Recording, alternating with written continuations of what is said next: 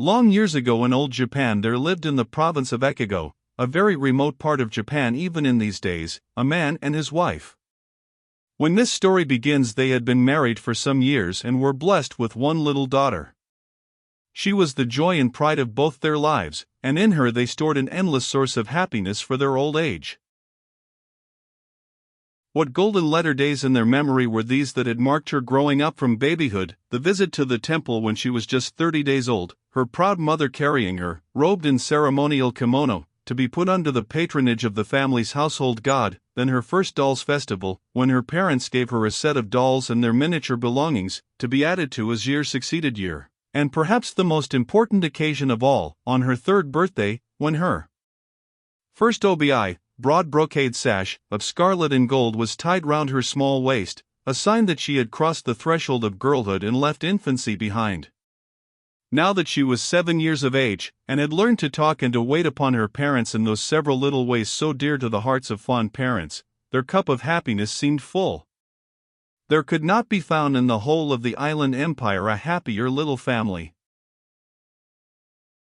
One day there was much excitement in the home, for the father had been suddenly summoned to the capital on business. In these days of railways and jinrickshaws and other rapid modes of traveling, it is difficult to realize what such a journey as that from Matsuyama to Kyoto meant. The roads were rough and bad, and ordinary people had to walk every step of the way, whether the distance were 100 or several hundred miles. Indeed, in those days it was as great an undertaking to go up to the capital as it is for a Japanese to make a voyage to Europe now. So the wife was very anxious while she helped her husband get ready for the long journey, knowing what an arduous task lay before him. Vainly she wished that she could accompany him, but the distance was too great for the mother and child to go, and besides that, it was the wife's duty to take care of the home. All was ready at last, and the husband stood in the porch with his little family round him. "Do not be anxious, I will come back soon," said the man. "While I am away, take care of everything, and especially of our little daughter." "Yes, we shall be all right, but you must take care of yourself and delay not a day in coming back to us," said the wife, while the tears fell like rain from her eyes.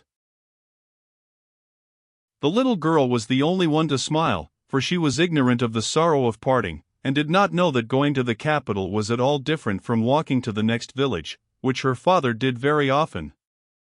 She ran to his side, and caught hold of his long sleeve to keep him a moment. "Father, I will be very good while I am waiting for you to come back, so please bring me a present."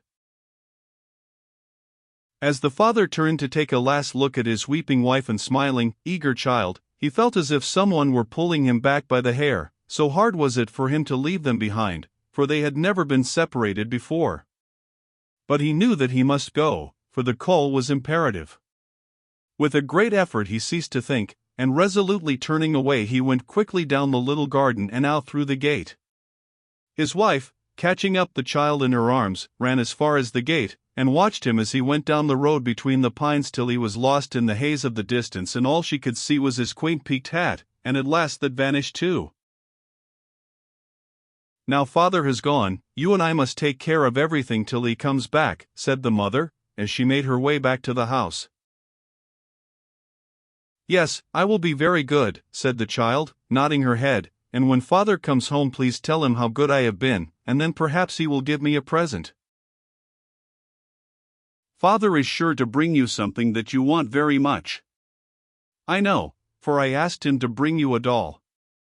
"You must think of father every day, and pray for a safe journey till he comes back."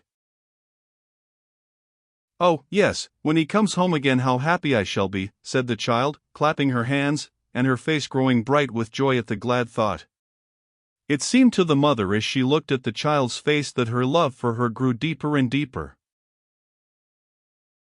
Then she set to work to make the winter clothes for the three of them. She set up her simple wooden spinning wheel and spun the thread before she began to weave the stuffs. In the intervals of her work she directed the little girl's games and taught her to read the old stories of her country. Thus did the wife find consolation in work during the lonely days of her husband's absence.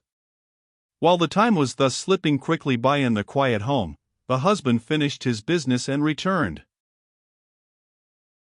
It would have been difficult for anyone who did not know the man well to recognize him. He had traveled day after day, exposed to all weathers, for about a month altogether, and was sunburnt to bronze, but his fond wife and child knew him at a glance, and flew to meet him from either side, each catching hold of one of his sleeves in their eager greeting. Both the man and his wife rejoiced to find each other well. It seemed a very long time to all till, the mother and child helping, his straw sandals were untied, his large umbrella hat taken off, and he was again in their midst in the old familiar sitting room that had been so empty while he was away. As soon as they had sat down on the white mats, the father opened a bamboo basket that he had brought in with him, and took out a beautiful doll and a lacquer box full of cakes. "Here," he said to the little girl, "is a present for you. It is a prize for taking care of mother and the house so well while I was away." "Thank you," said the child, as she bowed her head to the ground, and then put out her hand just like a little maple leaf with its eager widespread fingers to take the doll and the box, both of which, coming from the capital, were prettier than anything she had ever seen. No words can tell how delighted the little girl was. Her face seemed as if it would melt with joy, and she had no eyes and no thought for anything else. Again the husband dived into the basket, and brought out this time a square wooden box, carefully tied up with red and white string, and handing it to his wife, said, "And this is for you." The wife took the box, and opening it carefully took out a metal disc with a handle attached. One side was bright and shining like a crystal, and the other was covered with raised figures of pine trees and storks, which had been carved out of its smooth surface in lifelike reality. Never had she seen such a thing in her life, for she had been born and bred in the rural province of Echigo. She gazed into the shining disc, and looking up with surprise and wonder pictured on her face, she said, "I see somebody looking at me in this round thing. What is it that you have given me?" The husband laughed and said, "Why, it is your own face that you see. What I have brought you is called a mirror, and whoever looks into its clear surface can see their own form reflected there. Although there are none to be found in this out-of-the-way place, yet they have been in use in the capital from the most ancient times. There the mirror is considered a very necessary requisite for a woman to possess. There is an old proverb that, as the sword is the soul of a samurai, so is the mirror the soul of a woman, and according to popular tradition, a woman's mirror is an index to her own heart. If she keeps it bright and clear, so is her heart pure and good. It is also one of the treasures that formed the insignia of the emperor. So you must lay great store by your mirror, and use it carefully." The wife listened to all her husband told her, and was pleased at learning so much that was new to her. She was still more pleased at the precious gift, his token of remembrance while he had been away. "If the mirror represents my soul, I shall certainly treasure it as a valuable possession, and never will I use it carelessly." Saying so, she lifted it as high as her forehead, in grateful acknowledgement of the gift, and then shut it up in its box and put it away. The wife saw that her husband was very tired, and set about serving the evening meal and making everything as comfortable as she could for him. It seemed to the little family as if they had not known what true happiness was before, so glad were they to be together again, and this evening the father had much to tell of his journey and of all he had seen at the great capital. Time passed away in the peaceful home, and the parents saw their fondest hopes realized as their daughter grew from childhood into a beautiful girl of 16. As a gem of priceless value is held in its proud owner's hand, so had they reared her with unceasing love and care, and now their pains were more than doubly rewarded. What a comfort she was to her mother as she went about the house taking her part in the housekeeping, and how proud her father was of her, for she daily reminded him of her mother when he had first married her. But, alas! In this world nothing lasts forever. Even the moon is not always perfect in shape, but loses its roundness with time, and flowers bloom and then fade. So at last the happiness of this family was broken up by a great sorrow. The good and gentle wife and mother was one day taken ill.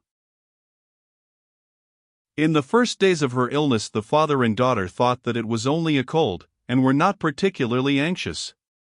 But the days went by and still the mother did not get better, she only grew worse, and the doctor was puzzled, for in spite of all he did, the poor woman grew weaker day by day.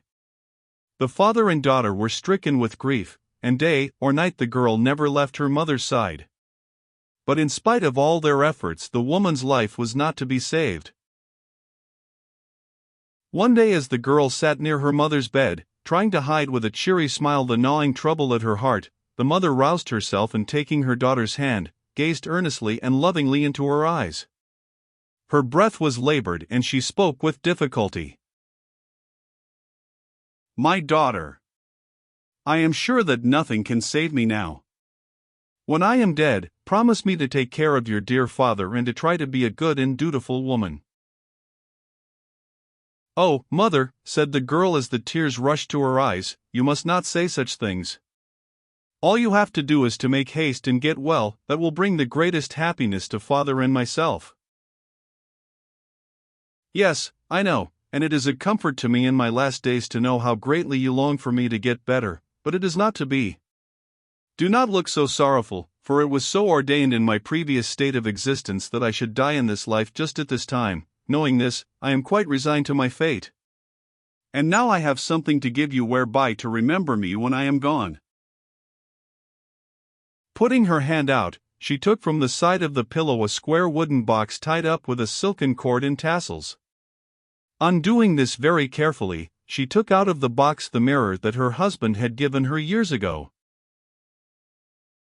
"When you were still a little child, your father went up to the capital and brought me back as a present this treasure. It is called a mirror. This I give you before I die.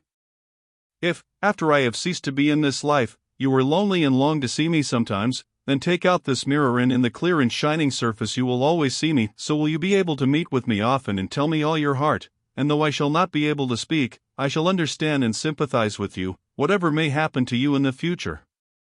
With these words, the dying woman handed the mirror to her daughter. The mind of the good mother seemed to be now at rest, and sinking back without another word, her spirit passed quietly away that day. The bereaved father and daughter were wild with grief, and they abandoned themselves to their bitter sorrow.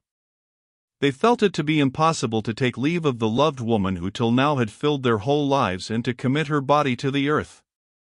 But this frantic burst of grief passed, and then they took possession of their own hearts again, crushed though they were in resignation. In spite of this, the daughter's life seemed to her desolate. Her love for her dead mother did not grow less with time, and so keen was her remembrance, that everything in daily life, even the falling of the rain and the blowing of the wind, reminded her of her mother's death and of all that they had loved and shared together. One day, when her father was out, and she was fulfilling her household duties alone, her loneliness and sorrow seemed more than she could bear. She threw herself down in her mother's room and wept as if her heart would break. Poor child, she longed just for one glimpse of the loved face, one sound of the voice calling her pet name, or for one moment's forgetfulness of the aching void in her heart. Suddenly she sat up. Her mother's last words had rung through her memory, hitherto dulled by grief. "Oh, my mother told me when she gave me the mirror as a parting gift, that whenever I looked into it I should be able to meet her, to see her. I had nearly forgotten her last words. How stupid I am. I will get the mirror now and see if it can possibly be true." She dried her eyes quickly, and going to the cupboard took out the box that contained the mirror, her heart beating with expectation as she lifted the mirror out and gazed into its smooth face. Behold, her mother's words were true. In the round mirror before her she saw her mother's face, but, oh, the joyful surprise! It was not her mother, thin and wasted by illness, but the young and beautiful woman as she remembered her far back in the days of her own earliest childhood. It seemed to the girl that the face in the mirror must soon speak, almost that she heard the voice of her mother telling her again to grow up a good woman and a dutiful daughter, so earnestly did the eyes in the mirror look back into her own. "It is certainly my mother's soul that I see," She knows how miserable I am without her, and she has come to comfort me. Whenever I long to see her, she will meet me here. How grateful I ought to be." And from this time the weight of sorrow was greatly lightened for her young heart. Every morning, to gather strength for the day's duties before her, and every evening, for consolation before she lay down to rest, did the young girl take out the mirror and gaze at the reflection which in the simplicity of her innocent heart she believed to be her mother's soul. Daily she grew in the likeness of her dead mother's character, and was gentle and kind to all, and a dutiful daughter to her father. A year spent in mourning had thus passed away in the little household, when, by the advice of his relations, the man married again, and the daughter now found herself under the authority of a stepmother. It was a trying position, but her days spent in the recollection of her own beloved mother, and of trying to be what that mother would wish her to be, had made the young girl docile and patient, and she now determined to be filial and dutiful to her father's wife, in all respects. Everything went on apparently smoothly in the family for some time under the new regime. There were no winds or waves of discord to ruffle the surface of everyday life, and the father was content. But it is a woman's danger to be petty and mean, and stepmothers are proverbial all the world over, and this one's heart was not as her first smiles were. As the days and weeks grew into months, the stepmother began to treat the motherless girl unkindly and to try and come between the father and child. Sometimes she went to her husband and complained of her stepdaughter's behavior, but the father, knowing that this was to be expected, took no notice of her ill-natured complaints. Instead of lessening his affection for his daughter, as the woman desired, her grumblings only made him think of her the more. The woman soon saw that he began to show more concern for his lonely child than before. This did not please her at all, and she began to turn over in her mind how she could, by some means or other, drive her stepchild out of the house. So crooked did the woman's heart become. She watched the girl carefully, and one day, peeping into her room in the early morning, she thought she discovered a grave enough sin of which to accuse the child to her father. The woman herself was a little frightened too at what she had seen. So she went at once to her husband, and wiping away some false tears, she said in a sad voice, "Please give me permission to leave you today." The man was completely taken by surprise at the suddenness of her request, and wondered whatever was the matter. "Do you find it so disagreeable," he asked, "in my house, that you can stay no longer?" "No. No. It has nothing to do with you. Even in my dreams I have never thought that I wished to leave your side, but if I go on living here I am in danger of losing my life, so I think it best for all concerned that you should allow me to go home." And the woman began to weep afresh. Her husband, distressed to see her so unhappy, and thinking that he could not have heard aright, said, "Tell me what you mean. How is your life in danger here?" "I will tell you since you ask me. Your daughter dislikes me as her stepmother. For some time past she has shut herself up in her room morning and evening, and looking in as I pass by, I am convinced that she has made an image of me and is trying to kill me by magic art, cursing me daily. It is not safe for me to stay here. Such being the case, indeed, I must go away. We cannot live under the same roof anymore." The husband listened to the dreadful tale, but he could not believe his gentle daughter guilty of such an evil act. He knew that by popular superstition people believed that one person could cause the gradual death of another by making an image of the hated one and cursing it daily, but where had his young daughter learned such knowledge? The thing was impossible. Yet he remembered having noticed that his daughter stayed much in her room of late and kept herself away from everyone, even when visitors came to the house. Putting this fact together with his wife's alarm, he thought that there might be something to account for the strange story. His heart was torn between doubting his wife and trusting his child, and he knew not what to do. He decided to go at once to his daughter and try to find out the truth. Comforting his wife and assuring her that her fears were groundless, he glided quietly to his daughter's room. The girl had for a long time past been very unhappy. She had tried by amiability and obedience to show her goodwill and to mollify the new wife, and to break down that wall of prejudice and misunderstanding that she knew generally stood between step-parents and their stepchildren. But she soon found that her efforts were in vain. The stepmother never trusted her, and seemed to misinterpret all her actions, and the poor child knew very well that she often carried unkind and untrue tales to her father. She could not help comparing her present unhappy condition with the time when her own mother was alive only a little more than a year ago, so great a change in this short time. Morning and evening she wept over the remembrance. Whenever she could she went to her room, and sliding the screens to, took out the mirror and gazed, as she thought, at her mother's face. It was the only comfort that she had in these wretched days. Her father found her occupied in this way. Pushing aside the fusima, he saw her bending over something or other very intently. Looking over her shoulder, to see who was entering her room, the girl was surprised to see her father, for he generally sent for her when he wished to speak to her. She was also confused at being found looking at the mirror, for she had never told anyone of her mother's last promise, but had kept it as the sacred secret of her heart. So before turning to her father she slipped the mirror into her long sleeve. Her father, noting her confusion, and her act of hiding something, said in a severe manner, "Daughter, what are you doing here? And what is that you have hidden in your sleeve?" The girl was frightened by her father's severity. Never had he spoken to her in such a tone.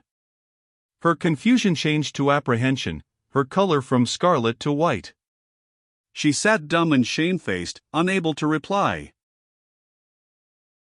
Appearances were certainly against her. The young girl looked guilty, and the father, thinking that perhaps after all what his wife had told him was true, spoke angrily.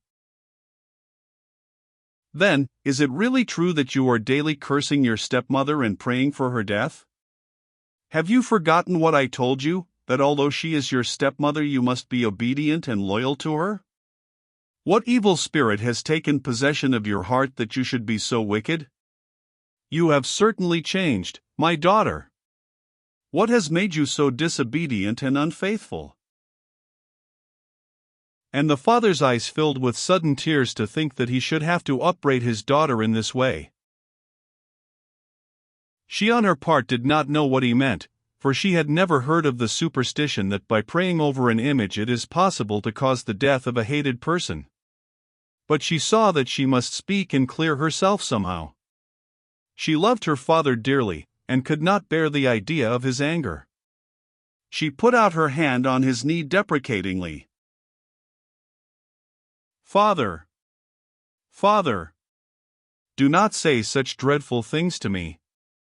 I am still your obedient child. Indeed, I am.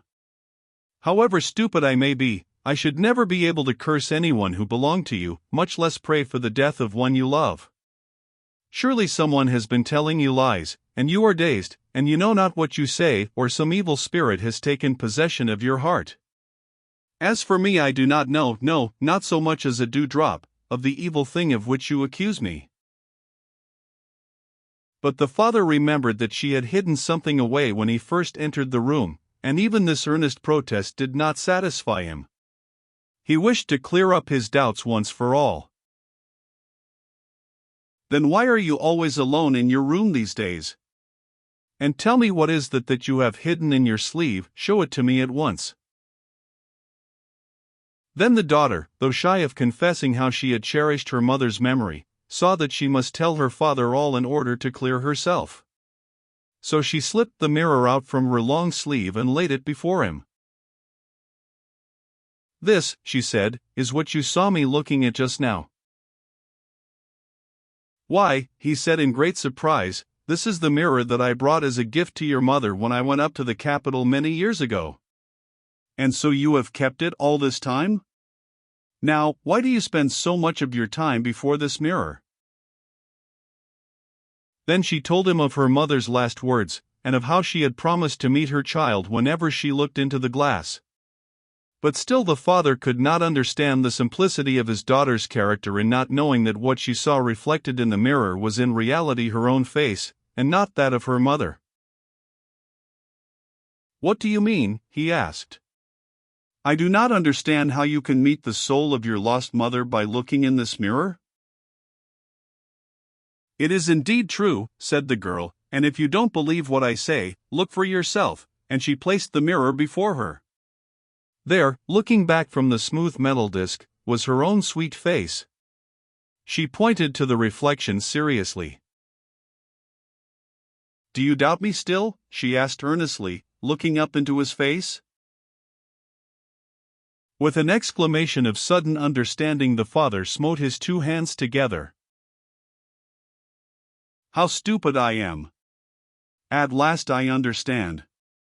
Your face is as like your mother's as the two sides of a melon. Thus you have looked at the reflection of your face all this time, thinking that you were brought face to face with your lost mother. You are truly a faithful child. It seems at first a stupid thing to have done, but it is not really so. It shows how deep has been your filial piety, and how innocent your heart. Living in constant remembrance of your lost mother has helped you to grow like her in character. How clever it was of her to tell you to do this. I admire and respect you, my daughter, and I am ashamed to think that for one instant I believed your suspicious stepmother's story and suspected you of evil, and came with the intention of scolding you severely, while all this time you have been so true and good. Before you I have no countenance left, and I beg you to forgive me." And here the father wept. He thought of how lonely the poor girl must have been, and of all that she must have suffered under her stepmother's treatment. His daughter steadfastly keeping her faith and simplicity in the midst of such adverse circumstances, bearing all her troubles with so much patience and amiability, made him compare her to the lotus which rears its blossom of dazzling beauty out of the slime and mud of the moats and ponds, fitting emblem of a heart which keeps itself unsullied while passing through the world. The stepmother, anxious to know what would happen, had all this while been standing outside the room. She had grown interested, and had gradually pushed the sliding screen back till she could see all that went on. At this moment she suddenly entered the room, and dropping to the mats, she bowed her head over her outspread hands before her stepdaughter.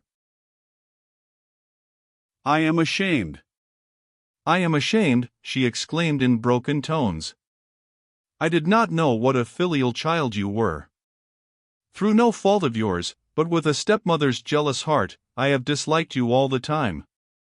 Hating you so much myself, it was but natural that I should think you reciprocated the feeling, and thus when I saw you retire so often to your room I followed you, and when I saw you gaze daily into the mirror for long intervals, I concluded that you had found out how I disliked you, and that you were out of revenge trying to take my life by magic art. As long as I live I shall never forget the wrong I have done you in so misjudging you, and in causing your father to suspect you. From this day I throw away my old and wicked heart, and in its place I put a new one, clean and full of repentance. I shall think of you as a child that I have borne myself. I shall love and cherish you with all my heart, and thus try to make up for all the unhappiness I have caused you. Therefore, please throw into the water all that has gone before, and give me, I beg of you, some of the filial love that you have hitherto given to your own lost mother." Thus did the unkind stepmother humble herself and ask forgiveness of the girl she had so wronged. Such was the sweetness of the girl's disposition that she willingly forgave her stepmother, and never bore a moment's resentment or malice towards her afterwards. The father saw by his wife's face that she was truly sorry for the past, and was greatly relieved to see the terrible misunderstanding wiped out of remembrance by both the wrongdoer and the wronged. From this time on, the three lived together as happily as fish in water. No such trouble ever darkened the home again, and the young girl gradually forgot that year of unhappiness in the tender love and care that her stepmother now bestowed on her. Her patience and goodness were rewarded at last.